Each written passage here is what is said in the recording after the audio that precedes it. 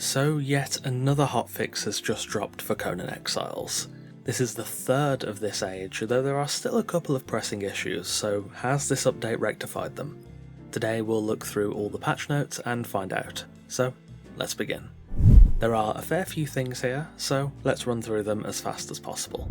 Firstly, Thrall command and interact inputs are no longer mapped to the same button as interacting with the Battle Pass notifications. The Battle Pass shortcut on tier completion pop-ups now opens with the inventory button instead. Golems have received improvements to their animations for both movement and combat.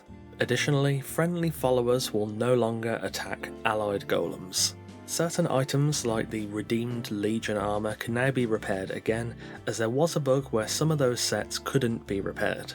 You do of course still need to know the recipe though. The split stack window now triggers on a long press rather than triggering after press and release. Fixed an issue where players are not able to shift click an item from another player's inventory into their own. Fixed several additional areas where players can fall through the world and die.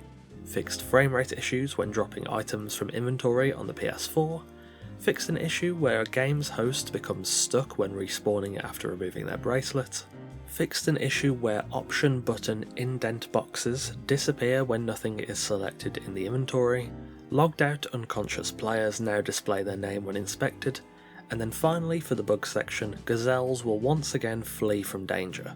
Below that, there's a short section for the Battle Pass and Bazaar. Firstly, the Yamatai Onsen water pump has received improvements to its visual effects. With some brief testing, it seems this has stopped the water from running through ceilings, though the issue of the water particle effect remaining if you remove the pump when it's turned on still persists for now, though of course that is entirely avoidable. The Arcane reinforced door frame is now correctly granted from the Arcane Builder Revisited bundle, and having tested it myself, it has indeed been retroactively granted to those who purchased it prior. Finally, sticking with the Arcane Revisited bundle, the devs have normalised the HP values on parts of that bundle that were unintentionally too high. All in all, there's some decent fixes here for a few pain points, alongside the fix to the Arcane Revisited bundle that I know has been mentioned quite a few times by myself, other content creators, and many other players. It's also really worth noting that there is a forward notice included in these patch notes regarding the falling through building pieces bug, which I'll paraphrase as follows. The team are aware of and investigating the issue where characters periodically sink into building pieces. Due to the delicate nature of and sensitivity to foundation changes, a resolution will come in a future update. We know it's frustrating, but thank you for your patience. The delicate and sensitive part of that forward notice is of course an allusion to the Numidian Foundation bug from a while ago. If you weren't around at the time or you managed to miss it, I believe there was a very slight issue with the Numidian Foundations that the team fixed by just slightly adjusting them. However, that very small change caused anything built on Numidian foundations to lose its connection with said foundations, and thus, if you built your base on Numidian foundations, it would just collapse. Numidian is a very popular building set, so this was a big issue. Lots of people lost bases, thousands of resources, thralls, workstations and more.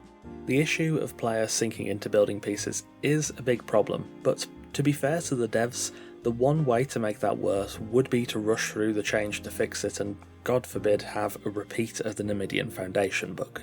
The issue should have been fixed by now. This fix is taking quite a while, but to be honest I do at least appreciate that we're getting updates about it and why it is taking so long as opposed to just radio silence. And for a bug that is this annoying, I really don't want them to put out a fix that then breaks something else, especially on the scale of breaking people's entire bases. Therefore, though I do think it should have been fixed by now, I imagine the actual process of fixing it is quite complicated, and thus at least we are getting some good communication about why it's taking so long.